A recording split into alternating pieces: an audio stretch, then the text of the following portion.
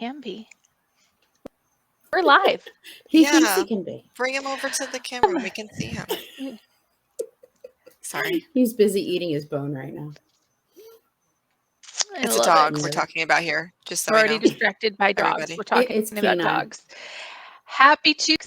We are, let's see, week 22. I looked it up before we started. I've learned my lesson from Miss quoting us a couple weeks back. So week 22, we are here tonight in one of our regular bi-weekly events for Crazy Writer Chicks. And tonight we're talking about having a tribe, knowing your tribe. But we've got a bit of a spin on it because we've got a really cool extra with us here tonight. So just a quick introduction. As you guys know, my name is Nikki Rome. I've got Rebecca White with us. Winter will hopefully be joining us here in a little bit, but we do have Sue Meding with us tonight, who actually follows the traditions of the Lakota tribe, if I'm getting that correct. And so she is giving us a totally different feel and look for this tribe thing that everybody seems to be throwing around like it's just a normal thing lately, which I'm really excited to hear what you have to say about it all. So welcome, Sue, and thank you for being with us today. Do you want to start by sharing a little bit about yourself, and then we'll kind of kick it to Becca since she's our master interviewer here? Too many expectations. Well, as I know, trying to be professional. Well, as Nikki said, my name is Sue Meding, and I do follow the Lakota tribe. I am probably, we'll put it that way, Nanticoke by heritage. But unfortunately, with being Native American, we are the only ethnic group in the world that require a certain level of blood quantum or paperwork in order to prove you are, what you say you are. So the story of my heritage goes that it was my great-great-grandmother who fell in love with a white man, and her tribe, because it was the early 1800s, they gave her the choice between him or them, and she chose them. So she, left her tribe behind and forbade her children from, following any of their tradition, of knowing her side of the family. And it just went from there. So, with doing genealogy research, I cannot find anything past her marriage certificate. So on paper, she never existed before her marriage certificate. So because I don't have any of that, the tribe that she belonged to, now I haven't been able to talk to too many people about it, but the majority of the ones that I have were like, yeah, sorry, you don't have anything on paperwork. We can't do anything for you. So I was very lucky about 12 years ago to come across a group of people that are kind of like a hodgepodge of different nations. And we follow the Lakota traditions because the main gentleman, who's kind of like our spiritual leader, he is Lakota. So he has taught us, his traditions, which Lakotas are usually very open. And as long as you are learning their traditions and their ceremonies in earnest, in respect, they don't mind sharing, which is wonderful. Because if it wasn't for that group of people, and like I said, it's a hodgepodge. It's not just Lakota. We have Onondaga, we have Cherokee, we have Lakota. There is a Nanticoke. But I've learned a lot from this group of people. And if it wasn't for them, I don't know where I'd be with all of that right now. So I'm very, very thankful for them. That's cool. So that's kind of like my backstory. Would you mind telling us like how you got involved with them or why? Or besides just knowing that you had a heritage, was there something that, a point in which you were like, I want to do this? Was there some driving force or, Yes. if you And don't mind a lot sharing? of people think, no worries. I'm pretty much an open book for most things. So, just ask. And if I don't feel comfortable, I'll tell you, yeah, sorry, that's a Works little for too me. much. But so most people will think I'm crazy because my grandmother did say I was crazy. But I remember when I was young, less than 10, there was a tree that was out in front of our house, and I used to climb that tree, and that was my safe haven. And anytime I had any issues or, just needed a getaway spot, I would always climb up in that tree, and I would just sit up there, and I'd feel the breeze, and I'd feel the sun, and I just listen to the birds. And that was my safe haven. So I remember climbing up in this tree one time. And as I was climbing up in the tree, I broke one of the limbs, and it broke my heart.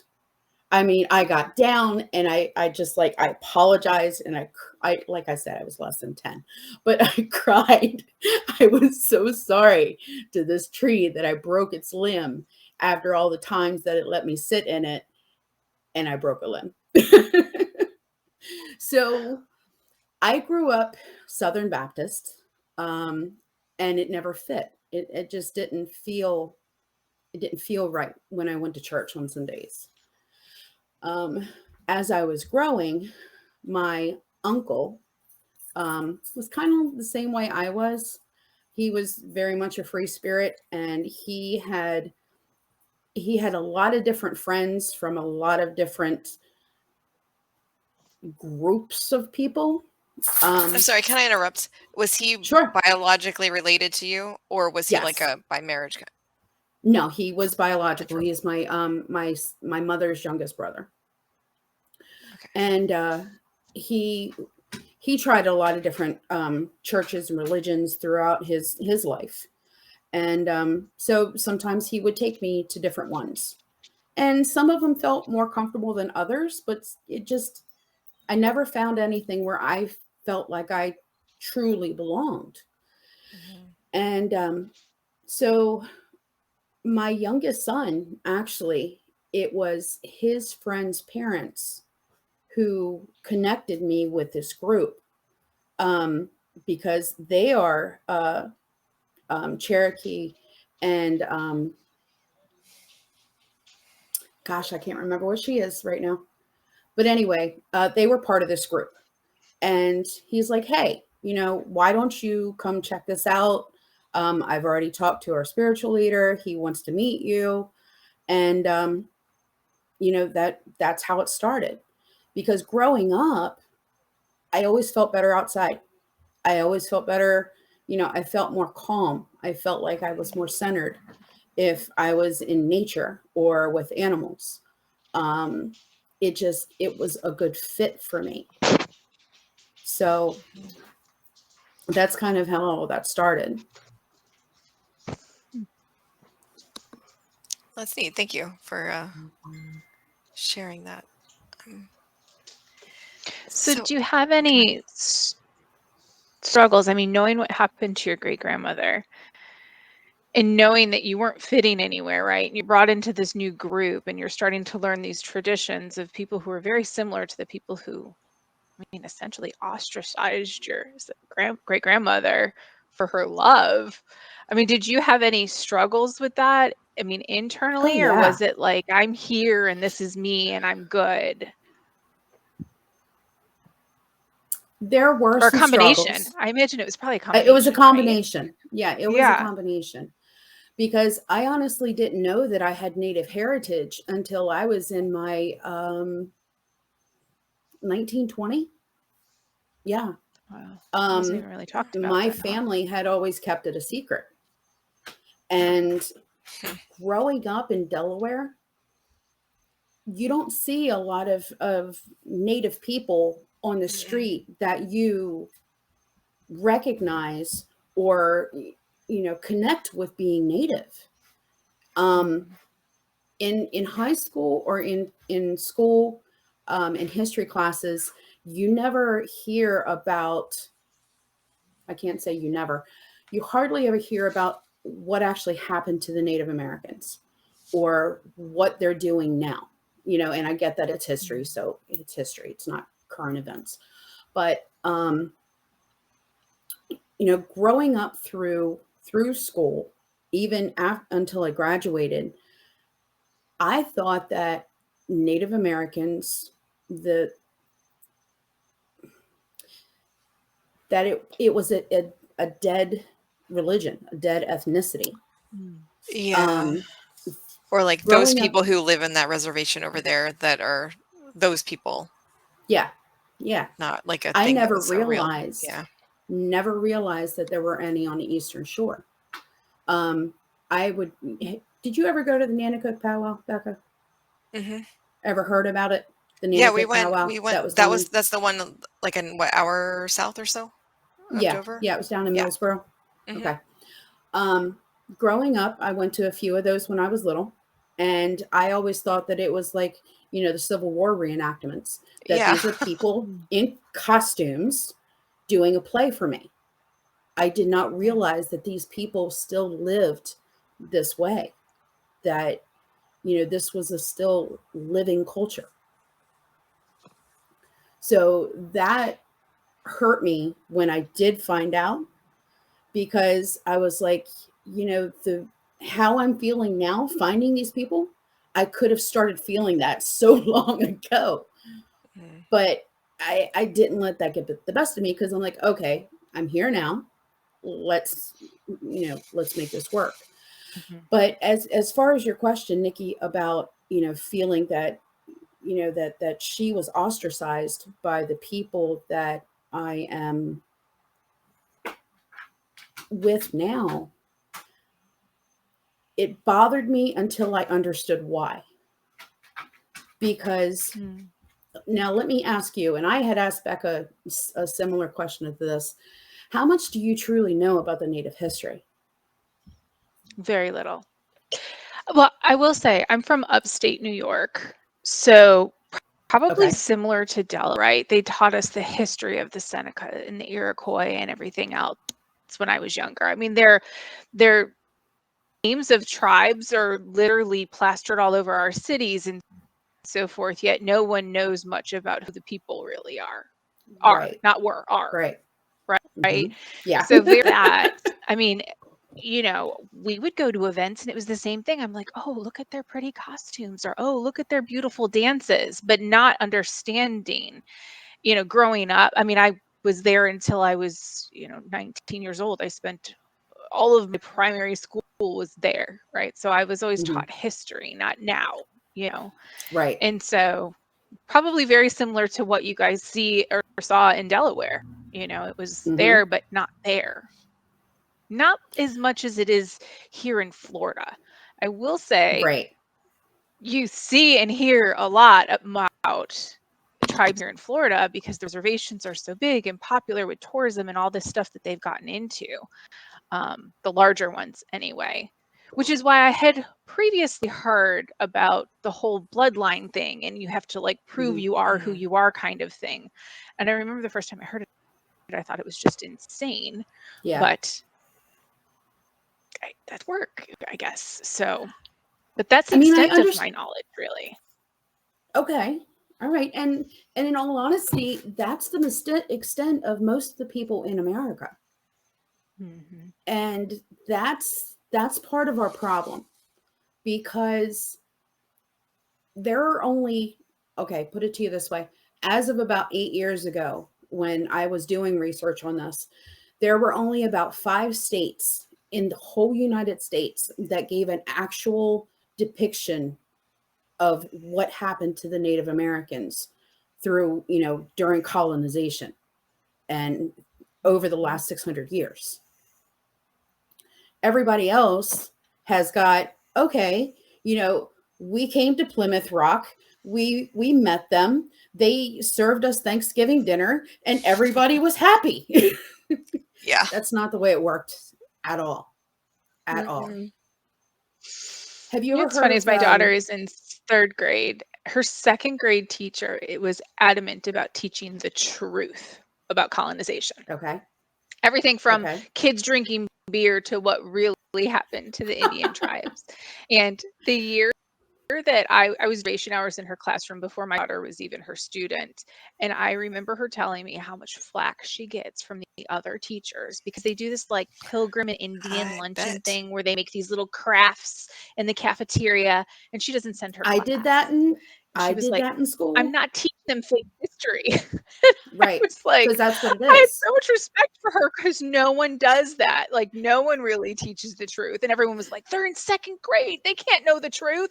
Okay, let's not teach them what happened, and then we'll just do it all over again. Yes. Yeah, exactly. Have you ever heard of the indigenous residence schools or boarding schools? Well, probably Okay, from Becca, you. you're shaking Probably yes. from you. But they had No, I it haven't. in the show Anne of Green Gables. It came up as not Anne of Green Gables, Anne with an E. That came up as part of the show, and they Okay. like as a drama point and we're like, oh, I bet most of the people watching this probably never heard of this before. That they were depicting them like kidnapping the kids and taking them and putting them in the schools and yeah, and that was a reality. And that actually happened late 1800s all the way up to 30 years ago. Less than 30 years ago, actually, because the last one closed in Saskatchewan in 1996. Now, That's the stuff what that blows my happened? mind. I mean, you're like, Yeah, where were you in 1996 and this was still happening? I'm like, right. I was in high school, and you're telling me there's other kids that this was happening to. Like, that's the part that, I mean, granted, it happening as long as it happened is dramatic, but when you think about it, it was literally just 30 years ago. That's not that long ago. in our lifetime. Yeah. Yeah. And have you seen anything? Because this is one of our biggest grievances is that, and by no means whatsoever, am I downplaying anything that's ever happened to any other ethnic group. Okay, Right. I want to make that clear. Mm-hmm. But as a whole, you hardly ever see anything that impacts Native Americans. But you will see Like in the things media. that happen. Exactly. You will see things that happen to Black people. You will see things that happen to white people. You will see things that happen to, Indian people. Asians and yeah. Right. But you hardly ever see anything that happens to Native Americans. Within this past year, they started in British Columbia. I want to say it was British Columbia. There was a tribe that wanted to get to the bottom of what had happened with their ancestors at these boarding schools, because there were so many that were taken, and there was the saying was, kill the Indian, save the man, because what they were trying to do was to take them as far away from their heritage and their traditions as possible. They would cut their hair. Native Americans hold their hair in very high regardance because they felt it helped connect them better to Mother Earth. If they spoke their tongue, they would be beaten. They had to choose a Christian name. They could not be called by their native name. So there's a lot of discrepancies with all of the paperwork and the children that are on lists. I bet there So is. there was a tribe. I bet there is. Is Just this the love stuff that. that happened over the summer where they found like the mass grave, all that stuff? Is this the same thing? Yeah. What do you remember? What do you know? I mean, just a little bit that popped up in the news, and it was for like a week, and it was thousands of deaths, and that was the extent of what they shared. And then that was just disappeared from media altogether. Yes. See, and that's the thing. They got it out there just enough to say, hey, we put it in the media, and then that's it. They found over 7,000 bodies total through all the residential schools so far, and they still have more to search. Now, these are undocumented, unmarked graves of children as young as 3 that their families have no idea what happened to them. They were stolen from their homes. They were taken to this boarding school, and they were never heard from again. But the media doesn't tell all this stuff. Now, this happened between Canada and the US. So in the US alone, there was 355 government-funded schools in those 100 years that were off reservation. Now, that's not even counting the ones that were on reservation, but those were the ones that were off reservation. And they're still searching those schools and the ones in Canada, and they've already found over 7,000 bodies. That's awful. So, and the crazy part to me, I mean, over the summer, and it was thousands at the time. I mean, I think it was like 2,000 or 3,000 or something was last number that I remembered seeing. And now it's up to 7,000 children, and it's November. Mm-hmm. And there's just nothing. I don't get it. But that's where a lot of the frustration comes from with, with cultural appropriation.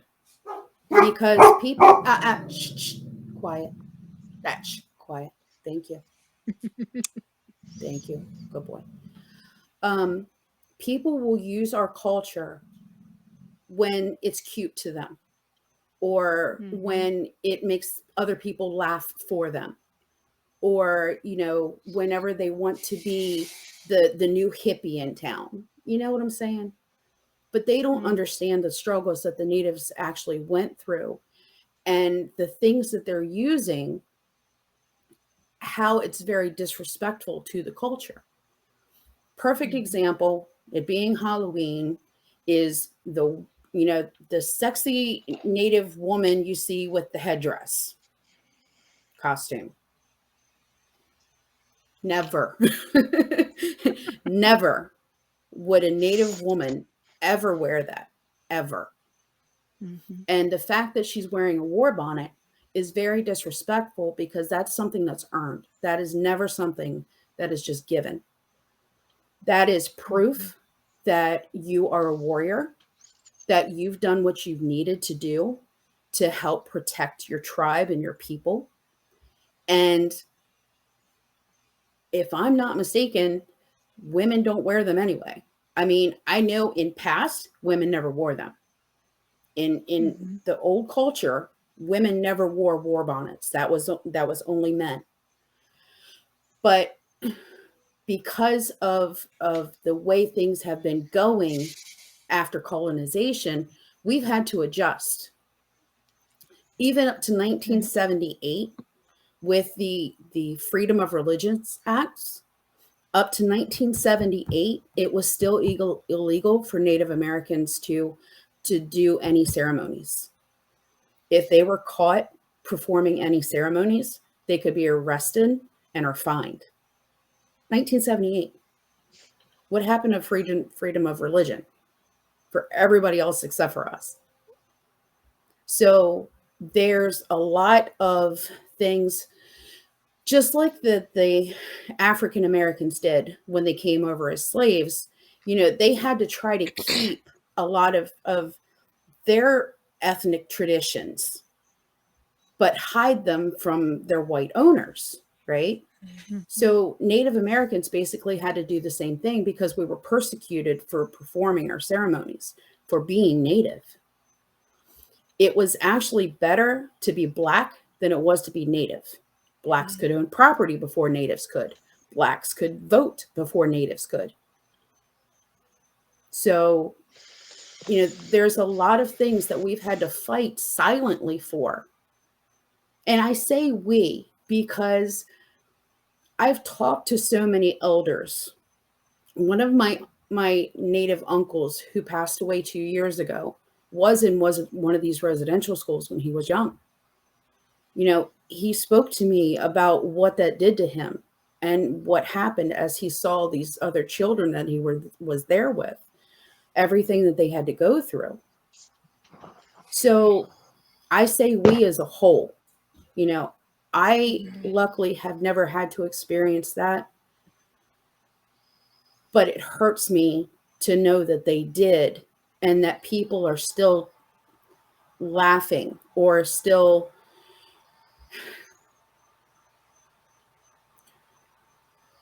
not understanding the struggles that they did go through, even up to 30 years ago. And they're like, oh, well, why are you being so sensitive? This just happened to my parents, or, my uncle just told me about, like, how do you not when you're living it every day, Right. That's a favorite line of people who don't understand. Don't want to understand. Yeah. My daughter had actually gotten into an argument with her middle school social studies teacher, history teacher, about residential schools, because he was saying they never existed. And she was like, yes, they did. And and she talked to her uncle, and he's like, I'll come in and talk to him and tell him. But they got into an argument in class. He was trying to tell her that they never existed, and she was trying to teach him, and he didn't want to hear it. So this is the struggles that we go through, because it's a silent fight. It's not stuff that's in your face like a lot of the other ethnic problems. And like I said, I am in no way trying to belittle their struggles or the trials and tribulations that they've had to go through. I get it. But this is where we come from when you see us get hyper and you see us get upset and you want to call us sensitive. But that's why. Yeah, well, I think it's a lot like Black Lives Matter. They're not saying that nobody else matters. They're saying, yeah, but you need to realize that there's an issue here, that this matters. And in this case, that's what you're saying too. You're not saying that nothing else compares. Right. And actually, that's something that bothered. I've read a thing, a Latina lady was saying, I've been experiencing racism, but it's nothing compared. Well, not that it's nothing, but basically she was saying that compared to what Black people deal with, it was nothing. But I was like, no, that was what happened to you. It is something. Right. Regardless of who you are and where it is, like, you shouldn't minimize what happened to you and say that it's nothing compared to what happened to someone else, just like they shouldn't do that to you. Exactly. Because it's all legitimate. And I think the bigger issue, if I'm hearing you correctly, is it's the picking and the choosing. It's the let's pick this that we want to be like, oh, this is great. Let's talk all about it, whether they understand it or not, and choosing to ignore the reality, right? Right. To learn anything about the true history of it. Right. Right. And I think, society over the years has a tendency to do this with many cultures. Well, they'll just pick and choose what they like about it and pay no attention to anything else. The problem is with your tribes, this is so recent. This was just happening. And it's still like it's fresh. For me, it's harder for me to connect to, I don't know. I mean, my family came from Italy, so like my grandparents came here, and I know what they dealt with, but they still had white skin and they learned to speak English and they changed their last name and they assimilated because that's what they were supposed to do then. Right. These schools and things, it's like forced covering. This is your new name. This is your new religion. This is how you're going to live it. My family chose to do that. And they're in no way faulted for it. I mean, that's what they did. Those were the choices that's what they had to do in here to survive. Right. But so many of your people didn't get a choice. That's the part that I struggle with, that it was all just taken out from underneath them. Here, we're just going to tear your religion away, your culture away, and everything else, and strip you of it and make you fit this mold. And then we run around and talk about it like, hey, it's great, let's have a tribe, or hey, what a cool Halloween costume, or let's go and have them. And to be fair, the war bonnets you talk about is the things they're making every year when they talk about colonization. Right? It's the feathers that are taped to the thing that goes around their head. there's no Yeah, I remember making education those. on We had what to that bring actually bags is. of colored feathers to school to glue to the paper I band. mean, I remember Yep. that. come on. If that's what you're teaching second graders, then who's going to know it by the time you're an adult? Who's going to know the truth? Right. But they Right. don't know it It's just either. crazy. Exactly. The teacher See, you doesn't know can't that. help, but see, that's They part of the should, but problem. they don't even know what they don't Exactly. know. And I mean, Right. how much do I not know now? And how much more do I know after this conversation than I knew before we started? Right. But I didn't know that I didn't know that. But you got to be open to listening to it. And when I hear things Yeah, like my well, kid's teacher telling me how all the other teachers judge her and she gets all this flack for not bringing her kids to participate in the Pilgrim and Indian luncheon, but she holds strong. She will not do it. And I respect the heck out of her for it. But I mean, every year she has the same conversation with her teacher group. Like, I'm not doing it. It's fake. It's not real. you know, um, And there's I just not have to enough say, people. exactly. There's not start enough people that do complaining. that. You start getting if parents start complaining, Mm-hmm. that could Then actually something change will be something. done. Yeah, If enough people. that's true. So now that you've gotten on that subject, what do you guys know about Columbus Day? Okay, so before Trooper told me the other day they were talking about it on Columbus Day, and he said, "Oh, Columbus, he was such a jerk." And his teacher's like, "Trooper, not appropriate." And he I said, love him. "Okay, but it's true though." I love him so much. I God, I said, miss him. "That's fine, Trooper. You're allowed to say someone's a jerk if they really are." So, Nikki, what do you know about Columbus Day? Uh, well, I know that it was like the start of all the drama. I also know he was Italian. Sorry. Because those are my I don't people. hold you personally responsible. But I mean, I know All what they right. teach you in primary school, or whatever I remember of it, which is minimal. Right. Um, but Have you guys heard that they're trying to get it changed to Indigenous Day? Some places are doing that, aren't they? Yes. Already? You know why? Yeah. Because he was a jerk. He was a jerk. And they I mean, to put it simply. He was very much a jerk. They actually have letters that he wrote back to the Queen that basically said how naive natives are and how easy it would be to overthrow them and take their land and everything else. And he was responsible for child sex trafficking. And they have documentation to prove this. So our issues now is they've had this documentation for how many years now? And all these years, we all grew up, our parents grew up, our grandparents grew up Yeah. thinking, oh man, he was this great explorer. He was this wonderful guy. And it's not true. Not true at all. No, we read a Who Was book about him a couple years ago from the library. And I mix up my details now. It's been a while, but it's been a few years. But they talked about, like, he couldn't find any gold, so he's like, well, I'll just bring slaves instead. And eventually the queen was like, look, we don't want any more slaves. They weren't really, it wasn't even a big thing, like, to have slaves, I guess, in that particular area or whatever.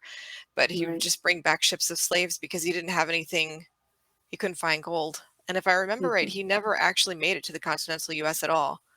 He only found outlying lands, and he never knew that it wasn't India. Like, Yeah. he always thought he had reached Asia. He died thinking that he had made it around the world. So, like, just none of the story is real. Like, Yeah, but that's what you're taught in history. yeah. So why would you think any different growing up when this is what's in the books that everybody's learning in America. Mm-hmm. So why would you think that the reality was any different than what's written in those books? You wouldn't, You wouldn't. unless you've You had wouldn't it think brought to up to you question. somehow. Right. And I think then it scares me sometimes to think, like, how many things am I not questioning? And then people get into lots of conspiracy theory stuff, but the problem is a lot of that's like the opposite direction of true. So they're just making things even weirder. But Yeah. there's It's like trying to find that fine line between, okay, this is reality and this was really messed up, or that's just that's just a conspiracy theory. right. So yeah, But there's it's hard to evidence find. for these things. Like, I mean, Right. it's not just made up. Right. And that's the thing. That's the main thing that made the indigenous people so angry, was the fact that they had these letters. They had this proof of what type of man he was, and the what he did to the indigenous people, and they still let everyone believe and continued the facade that he was this great person. Even made a holiday for him. Which, again, he didn't actually do anything for. Like, I don't even know where that. Sometimes you just need somebody. Like, I don't know, like in Russia, they just have holidays all the time. And one time it was Independence Day, and my friend said, "Independence from what?" They're like, "I don't know, actually." But they just needed, like sometimes you just stretching, I guess, for something. And then you got to make it into a big thing.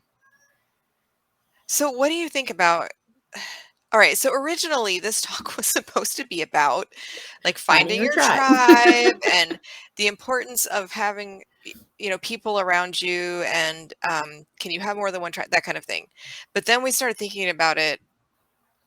We're like, I don't know if that's even great. So it changed before we even talked to you. We started thinking like, I don't know, like that is that even like an appropriate thing to say or do? And listening to, like, summing up from this conversation, I would think it's not necessarily Probably not. wrong, but if you're going to say someone's your tribe, then that needs to be way more than an interest group where you do something together once a month. Like, this I is think your it's people. defining it. Like there needs to, like how would you define being part of a tribe? A real one. Like how does it really work? Well, Because like Becca said, it's Becca so and much I more than what people think.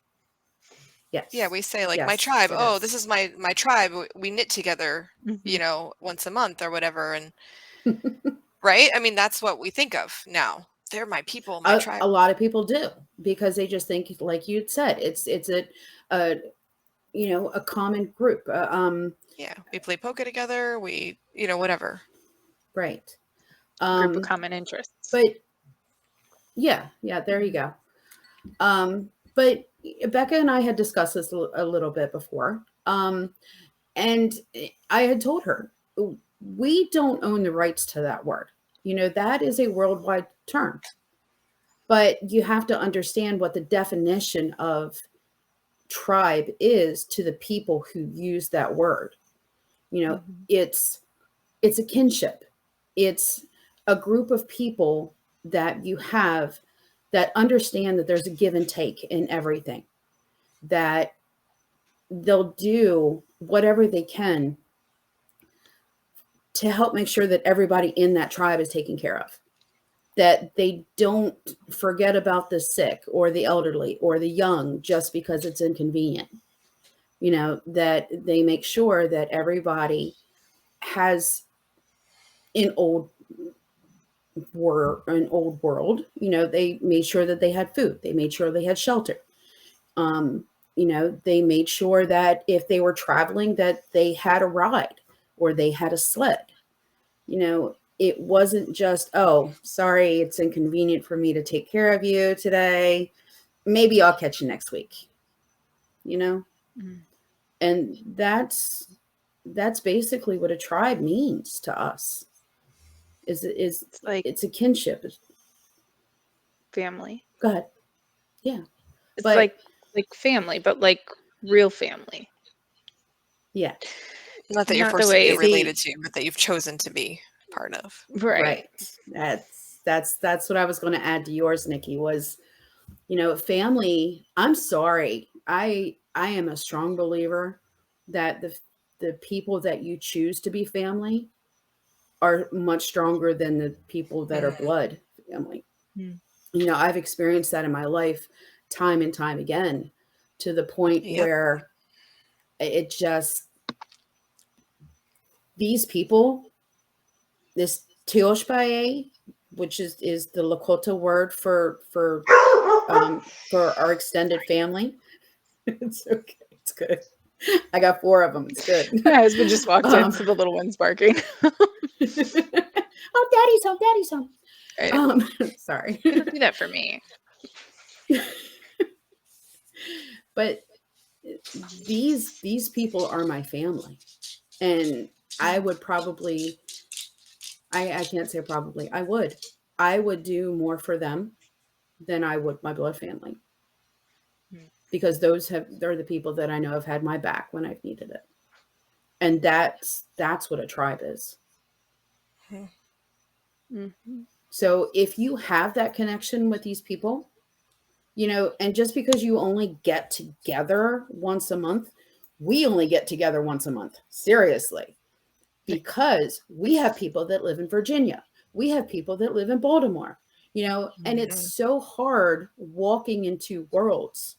When you walk the red road and you live in the white world, it's extremely difficult. So, yeah, we only get together once a month, but everybody knows that if you need anybody or you need anything, they're there. They'll help you. They'll do what they can. And that's the way it That's a good works. point. Yeah. That it's not necessarily about, when I talk about like getting together to knit once a month, it's not about how often, because you could do that once a week or every day and still not be a tribe. Right. Like if you, It's the and I feel like connection. a lot of my church experience growing up was like that, where it was very tight. There were small groups of people. It was very tight. Haven't had that in a while. And so one of the Miss things, that? but I do, but at the same time, interestingly, I found that, because it was so exclusive, I didn't have the interest groups. Like everything was about that one group. And in some ways it's healthy, but in other ways, It holds you I back. guess like finding a combination. Like it's okay to be part of a tribe, but also play poker. And you know what I mean? I'm not into poker. I don't even know why that came in my head. I don't even know how to play poker, but I'm thinking about Vegas. It's because we live in Florida. So anyway, what does poker have to do with Florida? Okay, I mean, am I the only one like Seminoles right down the street, the only thing they're literally known for is their casinos. I was going to and say, we live in well, I was Florida. Okay. going to ask, didn't they have a casino down there? Of course they do. They've got the biggest ones in the state. I mean, it's huge I never down here. go to anything. Yeah. I mean, I kind of like know that it's a thing, but I've never, anyway, my point is like that I do think that it's really healthy and important for everyone to have a tribe, whether it's whatever the makeup of those people is and why they end up Right. together. I That to agree. have people in your life, maybe it is your actual family, but people in your life that feel like they know that they can call you if their car is broken down, and that if there's any way you could get there, you would be there, and that if there's, a problem, that Right. they'll be there, and that you feel comfortable that you could ask if you need it. But so many people don't have that, Right. and they end And up in that's sad. gangs and like, But yeah, in their own minds, they might think that's their tribe. But the problem with our definition of tribe, it's not, because the majority of those people only give. They never receive. mm, So with a true tribe, you give and receive. You I see? like that. I need to write that down somewhere as a quote. You know, it's funny as you were talking, I'm thinking, well, I don't really have a tribe right now, but like I have had a tribe at different parts of my life, right? My family is very close, as is my husband's. I mean, it ties to religion and our culture and everything else. Like that's all we've got, like, is our family. Like it's very. I know a lot of people. I feel very blessed in that. Um, but there have been times in my life where I've had those close friends, like the ones, but then when you say that, I think back, I'm like, what did I ever get from any of them? And they're not even in my life anymore. So they were never really the tribe that I thought they were, right? Um, I don't know. It's just a very different way of looking at it than I've ever considered it before. Because if I did need to call somebody, I would call a family member. I mean, I've called family in Miami to be here for me when I needed it, and they've gotten in the car and they've been up here before I've called a friend that lived down the street. And so But that's I'm part of your extremely tribe. blessed in that, right? So like that's my people. Like that's I guess what I got. And I'm okay with that. Now at this point in my life, when I was younger, I felt like I was always trying to seek out other things, seek out other people, feeling like I needed so much more. Um, but if I were to follow your definition, I got it in my own family, which is kind of crazy. I just You're lucked kind of out lucky. there.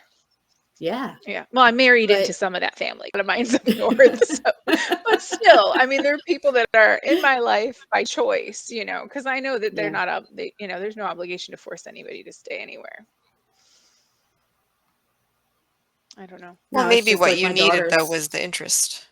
Like, maybe what you needed was interest, but you were confusing the two. So, like, you needed someone to do certain things with you that no one in your family wanted, and you can feel distance from those people because you don't have this in common or that in common. But you don't have to have everything in common with tribe Right. because it's about commitment. But you should Right. also seek out those in common things with other people so that you can still express that and have that in your life Right. too. And it's good and healthy, but sometimes you can get the impression that it's not. Yeah. It's a Especially when friendship. you're younger. You Yeah. know? Mhm. When you're younger, it's just like, oh, it's family, they're boring. I see them all the time, same day in, same day out. But you go out and you spread your wings and you experience new things, and it's exciting. But Mhm. where who has your back?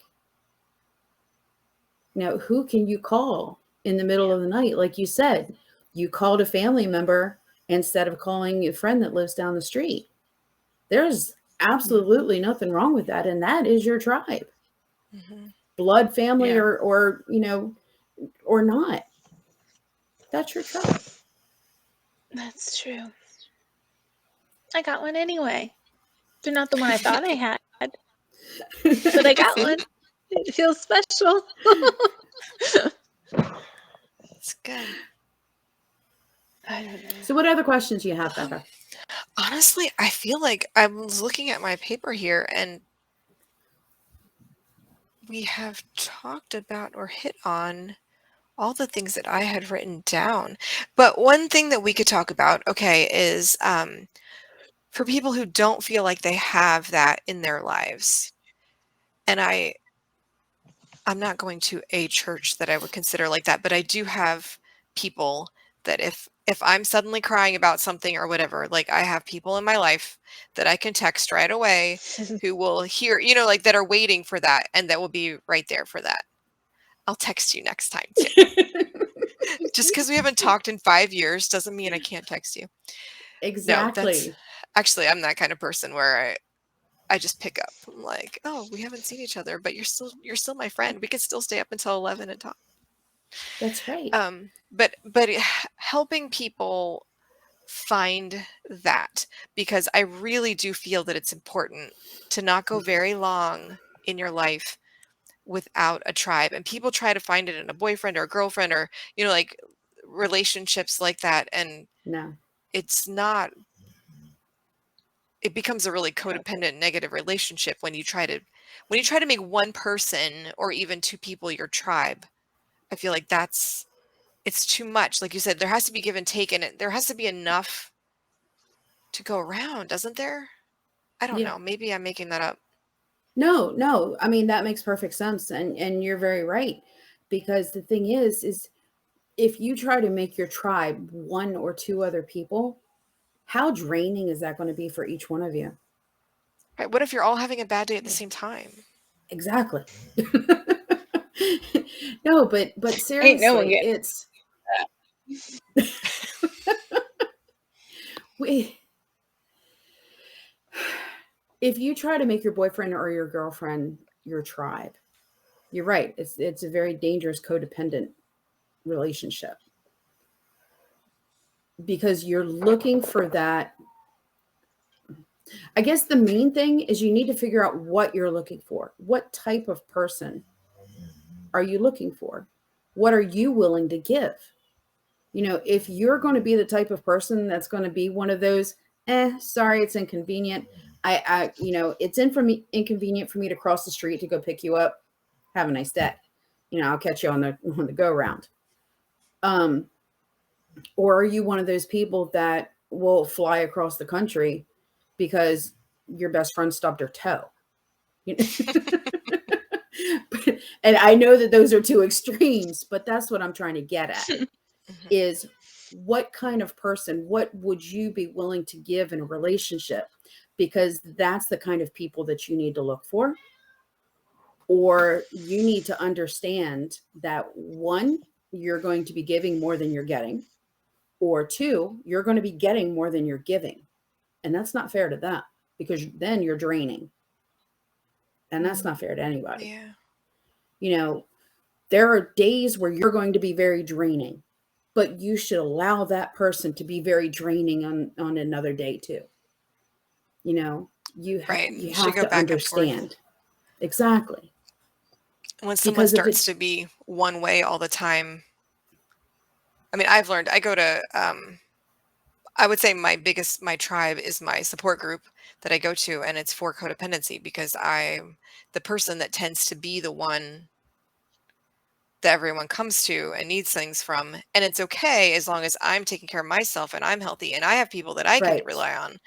Maybe I can't rely on that same person because maybe that person is in such a time in their life that there's really nothing they're going to be able to offer anyone for a long time until they get the healing that they need. But I still have to have other people in the group that, regardless of what they're going through, can listen, can be there, can pitch in, can whatever it is. And some people are not tribe material. Yeah. They're not, because they are always the one. And whether it's because they choose to be that kind of person, or they don't understand how to not be that person, or they are just really have no idea that they're that kind of person, that they're so constantly draining, they will never truly be tribe material. And some people, I think they've suffered so much and they're suffering so much alone that they're not, like you said, they don't know. And maybe they just need so much. Like they've had so much taken from them, so much of their lives that they will eventually be able to, but it could take a really long time. And you don't want to get stuck being that one person for that person. Right. And if you are that person, you need a lot of people to share. Like you were saying, like spread it out because it's too much for anyone. But it's like I tell the kids, especially Josh. I mean, my oldest son, he's got such a heart of gold. He does. And he has held me up more times than he'll ever even know. But he is also that type of person who will give and give and give and give until he is so drained that he can't function himself. And I tell him all the time, baby, you have to recharge. Yeah. You can't help somebody else if your battery is not full, or at least halfway full. Pour from a full cup. Right. Right. I heard this analogy years ago, and I still keep going back to it because it's so great for me. You're on a plane and the plane's going down. How many people can you help put on their oxygen masks until you put your own on? Yeah, not many before you pass out. Right. Because you're so drained. And you got to recharge. You have to. Everybody does. Everybody does. But people in a tribe understand that. Yeah, in a healthy situation. In healthy relationship, right. It's just a lot of us don't know that or know how to be that, or we've had it modeled, not had it modeled, in a healthy way by really good people. Like you said, often it is the really good people. Oh, everyone loves so-and-so. Well, it's because that person is, he'd give you the shirt off his back, but that's not always healthy. Right. And in a tribe, like you have to, on one hand, someone's going to drive 5 hours to see you. On the other hand, maybe it's really not best for them to do that. And maybe it is best for them to say, actually, I can't do this for right now because I have to take care of myself too. Mm-hmm. And if you're in a relationship, nothing wrong with that. They should be able to understand that, exactly. That it's both ways. So I know we're almost out of time, but I had one more thing that popped in my head.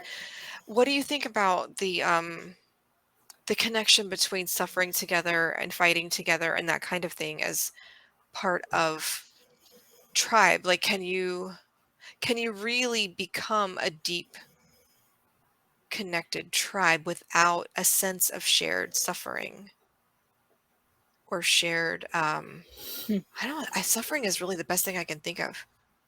Do you believe in empaths? In what? Empaths? People that can sense others?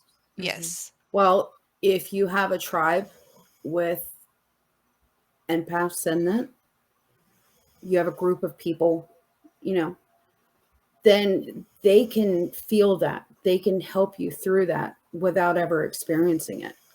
Because, they basically experience it through you. Mm-hmm. And, everybody has a story to tell. Everybody's experienced some kind of turmoil in their life, others worse than some. Mm-hmm. But if you know how to connect with that own feeling, you can help support others through theirs. Mm-hmm. You see what I'm saying? Did I make sense? Oh yeah, well, to me it does, because again, in support group, the people that I'm in support group with don't necessarily have the same exact struggles. They might be addicted to something, or they might be in an abusive relationship, or they might be in these things, but there's a core sense of sharing honestly what's going on and how we're feeling about what's going on, and support for each other that doesn't demean the other person based on what they're suffering from or not suffering. You're not a better person because you have bigger struggles, or you know what I mean? Like, because sometimes you can feel that way in certain situations. That, well, going back to the different races kind of thing, like one person's struggle is not less valid than another person's struggle, even if it may not be as glorified as another's, or unglorified, depending how you look at it. Exactly. Yeah, everybody has different levels of, just like with pain levels. Okay. I prick my finger, I might go, ow. Somebody else pricks their finger, they're going to scream for an hour. Everybody has different perceptions of how much that actually bothered them. Right. It's the same mentally. It's the same spiritually.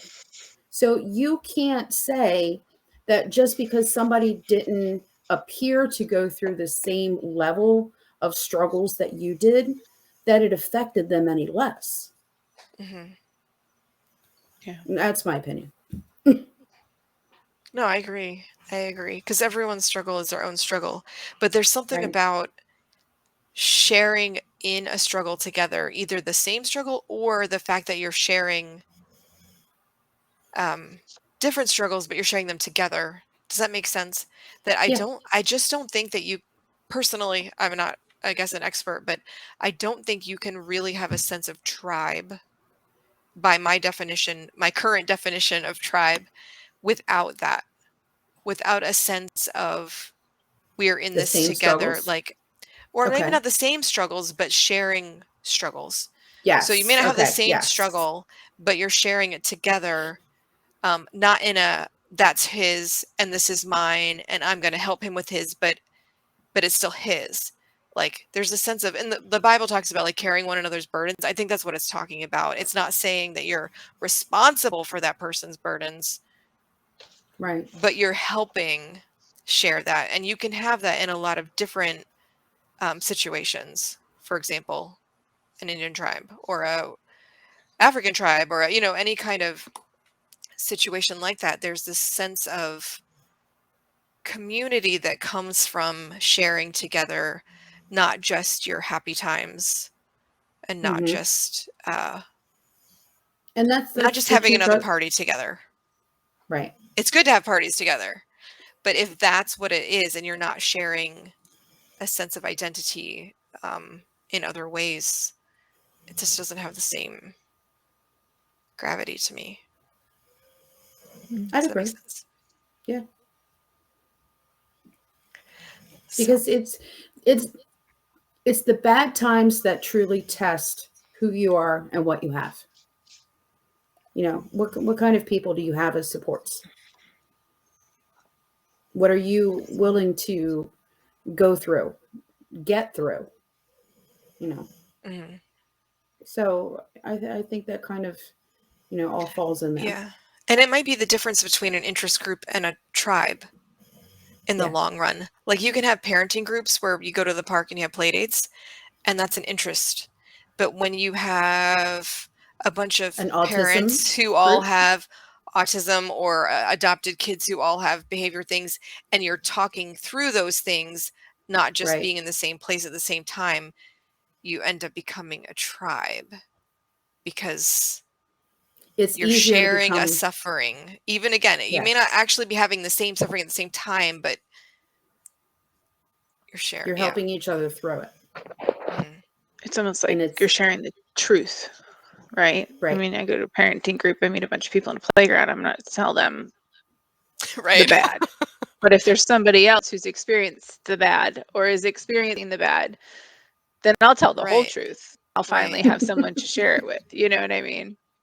And you Yeah. may find that you're in the same tribe, even if you don't know each other, and you may not see each other again, but you realize that you have that connection, that you are in the same.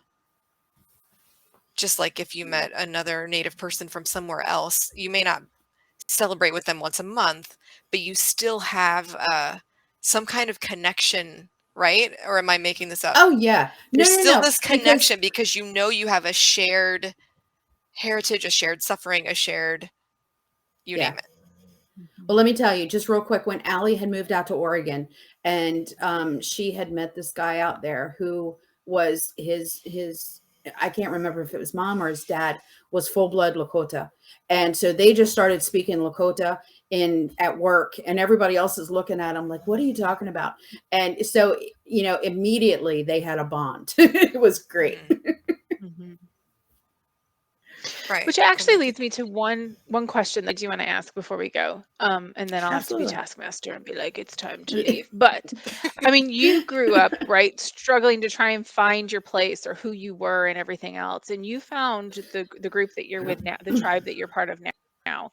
I Yeah. mean, and we never know how far these videos reach, but if somebody is listening to this and is like, I know it's in my heritage somewhere, I know there's something missing, I know that, like, how did you, I know you had said you had found them, but like, how does somebody go about finding their real true tribe if they are indigenous and, something happened like what happened to your great grandmother and you were just kind of pulled from it? Well, I mean, imagine you can't that's just the walk difficult onto a part. reservation like, hi, I think I'm such and can you, take me in and teach me your ways, right? I mean, I guess you could try, but depends on the reservation. Yeah, maybe some of them. Bring them some tobacco.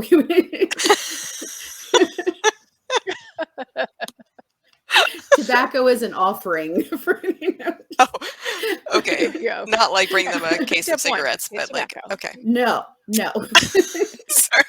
When you said that at first, I did not get it. It's okay. Most white people don't. I'm kidding.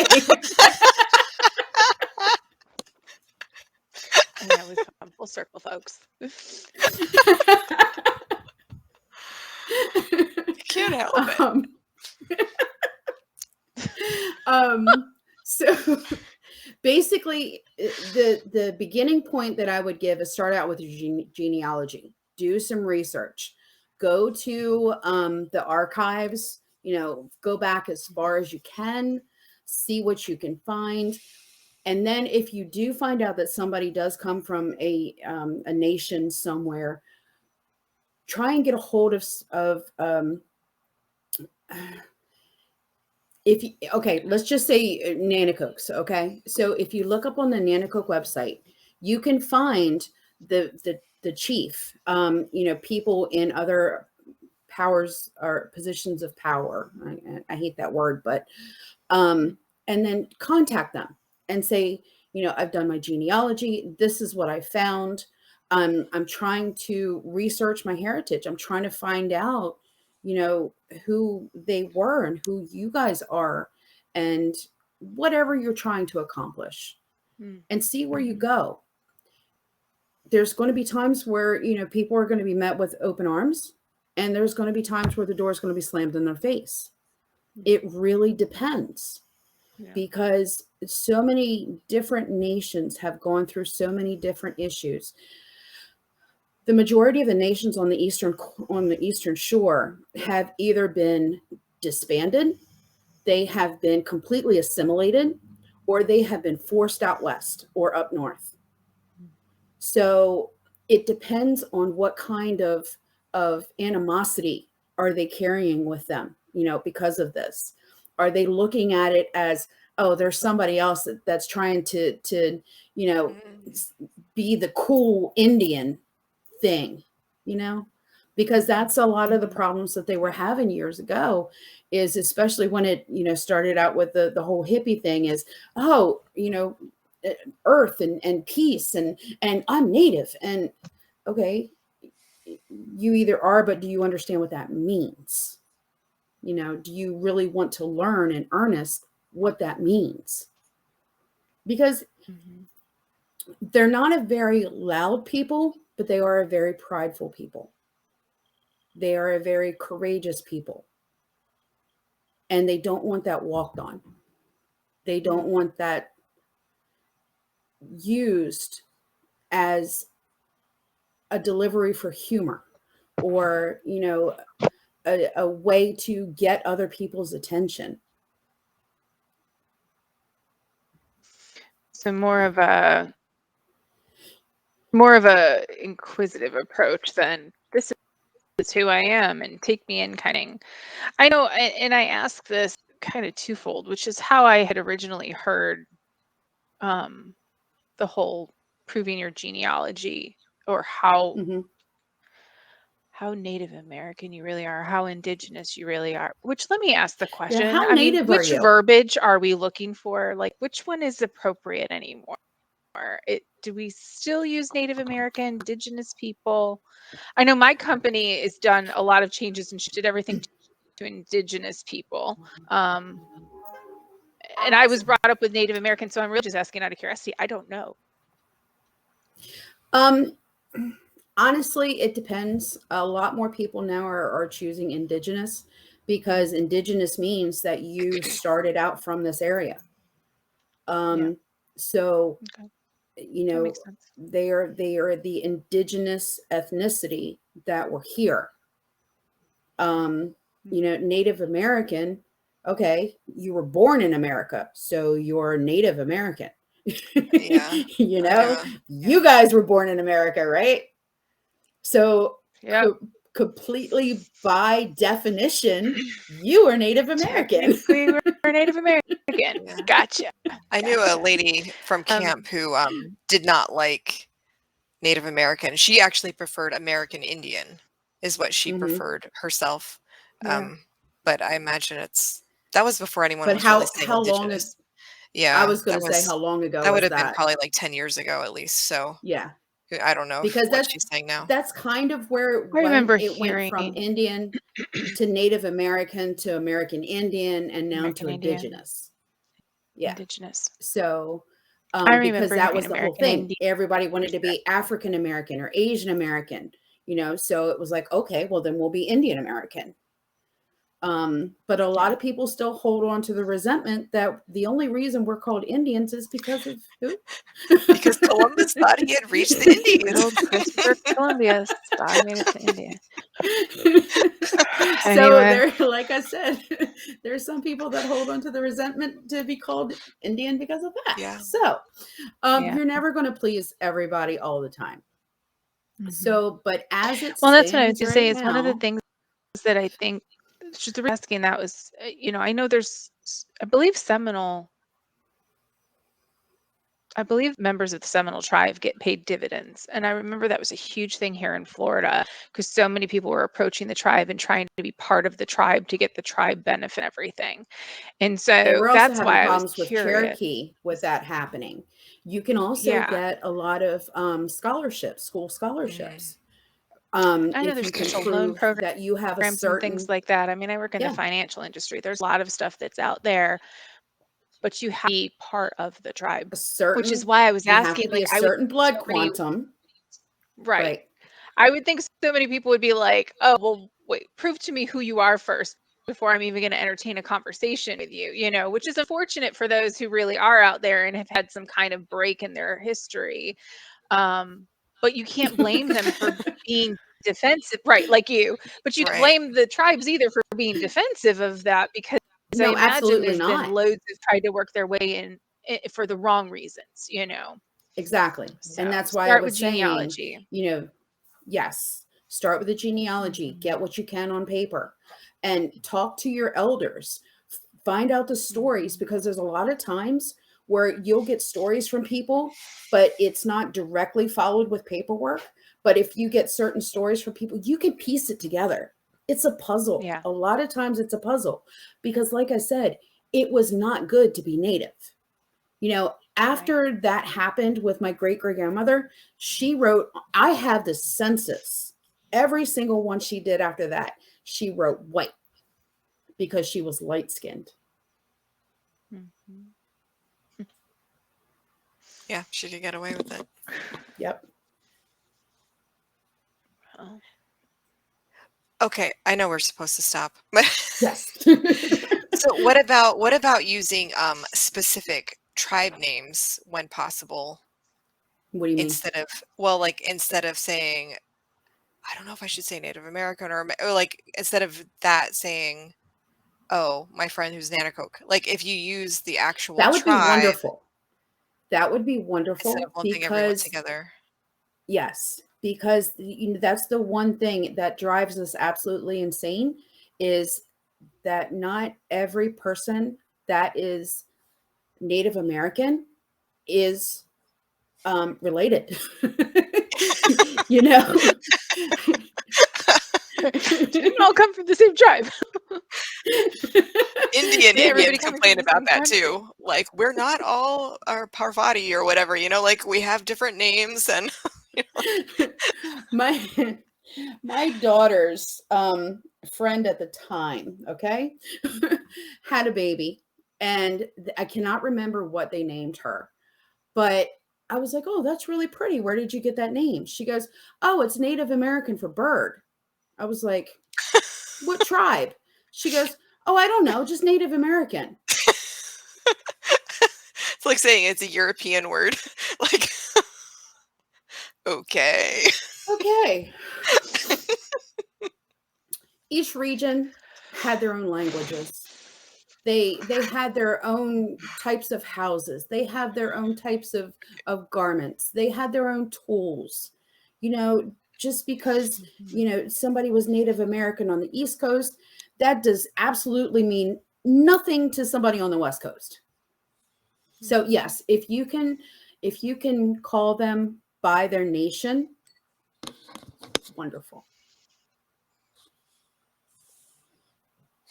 On that note, let's go. It's 9:15. sorry, Sue. This is We're the running so longest behind. ever, We could I probably think. talk about this Fine. for I'm sorry. hours. I know. I get a little jabby sometimes. That's okay. It I was great. I learned so much, like so Yeah. much, which was really well, amazing. And anybody else who I'm listens to this hopefully will learn a lot. I'm glad. And if you guys have any Man more behind questions or me, I'm anything, sorry. hit me up. You what? We will. We Her will. husband I'm likes sorry. There's a behind man her. behind me now. Oh. Anyway, but thank you again, Sue. We will definitely reach out. I mean, hey, I don't know. Some of our guests, they've been so great. It's like, when can you come back? Kind of feeling I the same know. way. When can you come back? What else could we learn? Aw. But I really appreciate the time tonight. I think this was absolutely awesome. And thank you to those of you who tuned in, Yeah. and those of you who will watch this video in the future. I will get it edited. We'll get it all up on YouTube just like normal. And that's There's all, actually a folks. comment in this stream. Sorry, I Oh, should say. sorry. Cherie says, it's very informative and thank you for sharing. Oh, well, thank you From the very Facebook much. And page. I'm glad you guys joined. And I'm just open up, ask questions. That's the only way that any of this is ever going to get Mhm. out there, because the media is not doing it. Yeah. Yeah. The teachers aren't doing it. No. Nope. I All have right. one Well, who thank is. you. Exactly. I am so you can tell her that I am very proud of her. I'm gonna tell her all about our talk tonight. I'm gonna be like, I met a woman who follows the Lakota tradition, and let me tell you, she agrees with your fake history. And I Thanks applaud again, her Sue. for This is standing up. awesome. I will Thank tell her you. that. You I'm guys. sure she'll appreciate it. We'll be back in 2 weeks talking about, I don't know. We'll see. We'll figure it out. Next week, we are going to be in Vegas. All the crazy tricks. Well, me and Becca and Winter for a book conference. So maybe we'll come back and recap and share with you guys what that looks like. But other than that, I'm going to go ahead and say goodnight because it looks like Becca's frozen anyway. Good I night, know, Sue. right? Thank you again. All right. Good We'll night. see you soon. All Bye. right. Have a good one. Bye. You too.